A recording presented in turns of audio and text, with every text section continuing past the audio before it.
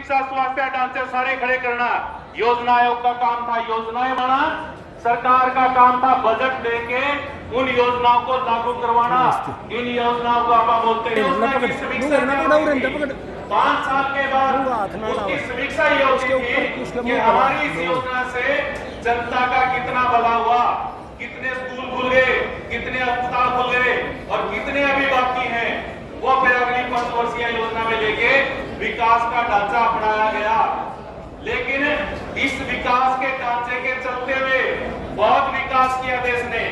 अपन चांद पे चले गए, वैज्ञानिक हुए, पढ़ाई लिखाई हुई, डॉक्टर इंजीनियर हुए, सारा विकास देश के अंदर खड़ा किया गया।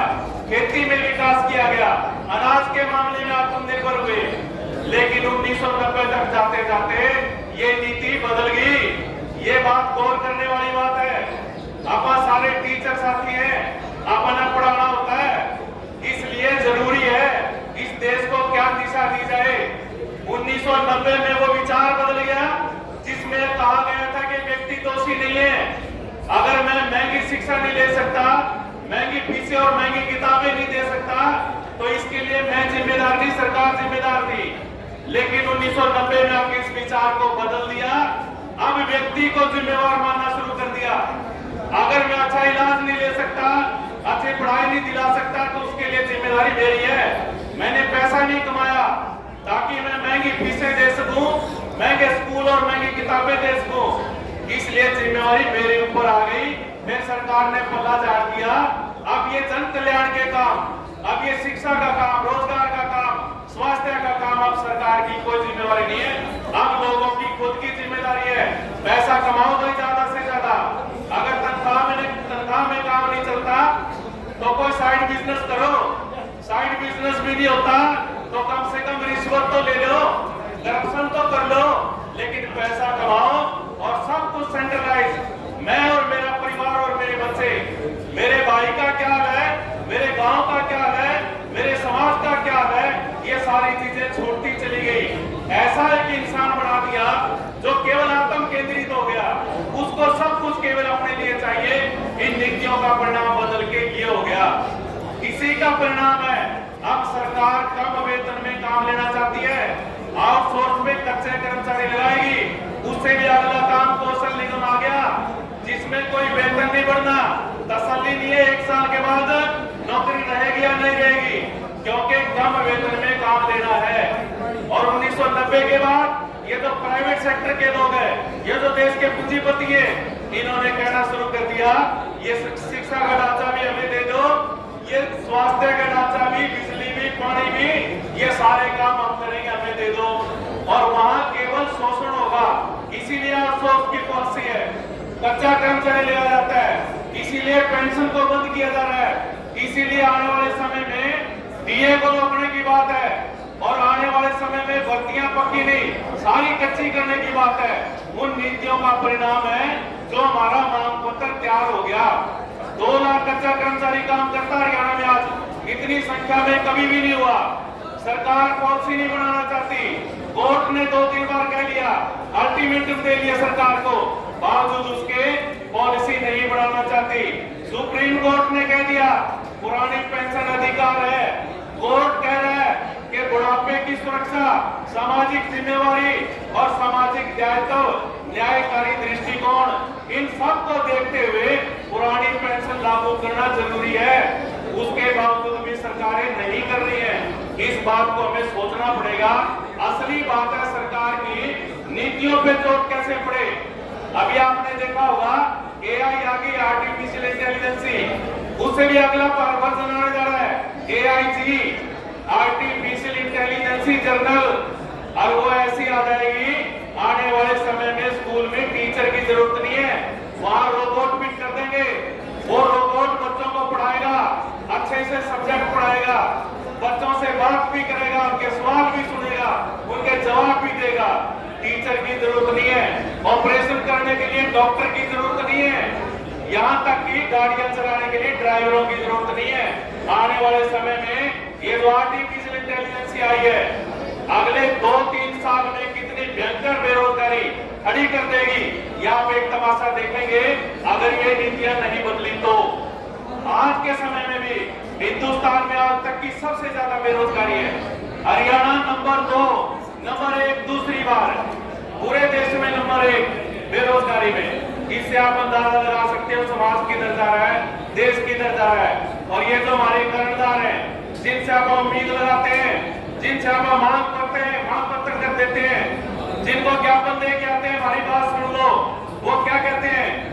आपने लोकसभा चुनाव से पहले फैसला लिया कि सरकार के खिलाफ लोगों में प्रचार करेंगे। सरकार रोजगार नहीं दे रही है, पक्के नहीं कर रही है, पेंशन नहीं दे रही है, वेतन आयोग नहीं दे रही है, ये स्कूलों को लगातार बंद करती जा रही है। हम लोगों में जाके बताएंगे। और आपने बताया एक बात है साथियों, हमें ये चीज और सोचनी पड़ेगी। अपने पास एक संवैधानिक अधिकार है, कलेक्टिव बार्गेनिंग का, सामूहिक सौदेबाजी का। लोकतंत्र के अंदर अपने पास संवैधानिक अधिकार है। आप यूनियन बना के मांग पत्र देके सरकार को उसके लिए सामूहिक सौदेबाजी कर सकते हैं। मांग पत्र बना के देंगे, सरकार को, मैनेजमेंट को बोल देंगे हमारे से बात करो, हमारी मांगों का समाधान करो। लेकिन नहीं करते तो फिर क्या करते हैं? मेरा आने प्रदर्शन शुरू करते हैं, मेरा रैली करते हैं। उसके बाद क्या करते हैं? लास्ट में आप हड़ताल पे जाते हैं, जब सरकार अपनी किसी भी तरह से नहीं सुनती। और जब हड़ताल की भी ना सुने तो फिर अगला काम क्या बनता है? अगला काम ये बनता है, ऐसे लोग जो सुनते ही नहीं, उनको अपने को सत्ता से बाहर करना ही पड़ेगा, और कोई रास्ता नहीं बचता। और अपना कोई ऐसा कोई एजेंडा नहीं, अपना बीजेपी के खिलाफ नहीं। बीजेपी हमारी 5 मांग पूरी कर दे, कच्चे पक्के कर दे, पेंशन लागू कर दे, कौशल निगम बंद कर दे, वेतन विसंगतियां दूर कर दे, 35,400 लागू कर दे, इस एक्सग्रेशिया पॉलिसी को ठीक कर दे, और इन महकमों में खाली खड़ी पोस्टों में भर्तियां कर दे। आप सारे फैसला करके बीजेपी ने वोट देंगे भाई, कोई दिक्कत को नहीं। अगर इतनी बात हो जाए, आपने कोई दिक्कत नहीं है, आप बीजेपी की सपोर्ट भी करेंगे, प्रचार भी करेंगे और वोट भी देंगे। लेकिन अगले अगर सुनते भी नहीं, अगले अगर बात भी नहीं करके राजी, उल्टे खुंटे और ठोके। मनोहर लाल खट्टर क्या बोले चुनाव से पहले? 4 जून थारी और 5 जून मारी। देख रहे हैं कर्मचारियों ने जो सरकार को बदनाम कर रहे हैं और हमारा माहौल खराब कर रहे हैं। ये बोला ना, उसी का असर था जो अपन आंदोलन दिया, जो अपन प्रोग्राम दिया। हमारी बात सुनो, नहीं तो जनता में जाकर विरोध भी करेंगे, वोट भी तोड़ेंगे, सीधी सी बात है। लेकिन उसके बावजूद भी हम ये कह रहे हैं, 4 जून जाली, खट्टर साहब को भी डालिया, अब आगे नायब सिंह सैनी जी, मुख्यमंत्री जी आप कह रहे थे देखने की, देख लो। हम यही कह रहे हैं, 10 साल हो गए, अपने देख लो, कच्चे पक्के कर दो, हमारी पेंशन एनपीएस खत्म करके पुरानी लागू कर दो। यही तो कह रहे हैं, देख लो क्या कह रहे हैं। लेकिन देखते तो नहीं, सुनने की भी फुर्सत नहीं है। साथियों एक बात ध्यान रखो, इनको अभिमान है इस बात पे, लोगों को जात धर्म पे बांट के, मंदिर मस्जिद के नाम पे लड़वा के वोट ले लेंगे, दोबारा जीत जाएंगे। किसान, मजदूर, दुकानदार, कर्मचारी, व्यापारी, किसी की सुनने की जरूरत नहीं है। ये बात गौर करने लायक है। अगर इस पे गौर नहीं करी तो बहुत बड़ा नुकसान हम झेल चुके हैं। इस देश ने जात धर्म के नाम पे जितना पिछड़ापन सहा है, अगर ये झगड़े ना होते तो आप आज अपने देश के नौजवान रोजगार के लिए कनाडा, अमेरिका, इंग्लैंड ना जाते, अपने देश में आते लोग। अपने देश में इतना संपन्न देश है अपना, लेकिन इन झगड़ों की वजह से इसका जो नुकसान कर रखा है, अभी आपके सामने है। कांवड़ की यात्रा चल रही है पूरे देश के अंदर, विशेषकर अपने उत्तर भारत में। इस बार मैं एक चीज देख रहा हूँ, बहुत ही कम उम्र के नवयुवक, उम्र का नाबालिग बच्चे कांवड़ उठाए फिर रहे हैं। उनके लिए रोजगार, ये दौर में ये कोई मुद्दे नहीं रह रहे, सिर्फ उसके पीछे लगा रखे हैं। और मैं एक बात और आपको बताना चाहता हूँ, एक ऐसी फौज तैयार कर ली सरकार ने, जो आने वाले समय में सरकार के भी कंट्रोल में नहीं होगी। अभी आपने देखा स्कूल की बस तोड़ी है फतेहाबाद में कल, उसके अंदर बच्चे बैठे थे, उनको ये भी नहीं लगा कि बच्चों को भी पत्थर लग सकता है, उनको भी कांच लग सकता है, लेकिन वो अंधे हैं। उनको एक अंधश्रद्धा में झोंक दिया गया है, वो दाएं बाएं कुछ नहीं देखते। ऐसा अंधविश्वास इन लोगों के अंदर, नौजवानों के अंदर भरा जा रहा है, नशे करते हैं। ये ऐसा नहीं है, आस्था अपनी जगह है, आस्था रखिए, जिसकी जहां आस्था है वो रखिए, उसका खूब पालन कीजिए। अगर कहीं आस्था रखते हैं तो उसको अच्छे से रखना चाहिए, लेकिन उसका नुकसान मानवता को कभी नहीं होना चाहिए। इसलिए साथियों, अपना जो मांग पत्र है, सर्व कर्मचारी संघ हरियाणा भी इस आंदोलन में जुटा हुआ है। सरकार को नीति बदलनी पड़ेगी, अपनी बात को सुनना पड़ेगा। नहीं सुनेगी तो फिर सीधी सी बात है, आपने जैसे लोकसभा में काम किया, जैसे मनोहर लाल खट्टर ने खुद मोहर लगाई कि कर्मचारी सरकार का विरोध कर रहे हैं, आप बिल्कुल उसी तरह करेंगे। अपने पास और कोई रास्ता नहीं है। एक बात साथियों ये है, अपने संगठनों को मजबूत करना पड़ेगा। प्रेशर ग्रुप के बगैर डेमोक्रेसी कामयाब नहीं होती।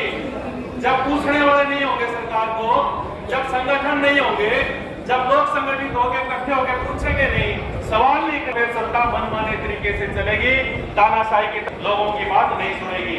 मैं सर्व कर्मचारी संघ हरियाणा की तरफ से आपके इस मार्च डेपुटेशन प्रदर्शन का, आपके मांग पत्र का, आपके मांगों का, आपके आंदोलन का भरपूर समर्थन करते हुए और आपके साथ रहते हुए इस आश्वासन के साथ कि आने वाले समय में सब लोगों को इकट्ठे होकर लड़ना पड़ेगा। बीमारी की जड़ एक जगह है, इसलिए सबको इकट्ठे होकर उस बीमारी का इलाज करना पड़ेगा। आप सब इसमें हमारे साथ होंगे। अध्यापक संघ लगातार आंदोलन में रहता है, भी आंदोलन में रहेंगे, लेकिन सांगठनिक काम हमें जरूर करना पड़ेगा। उसको पहले से ज्यादा करने की जरूरत है। तो इसी के साथ साथियों, मैं अपनी बात समाप्त करूंगा। धन्यवाद।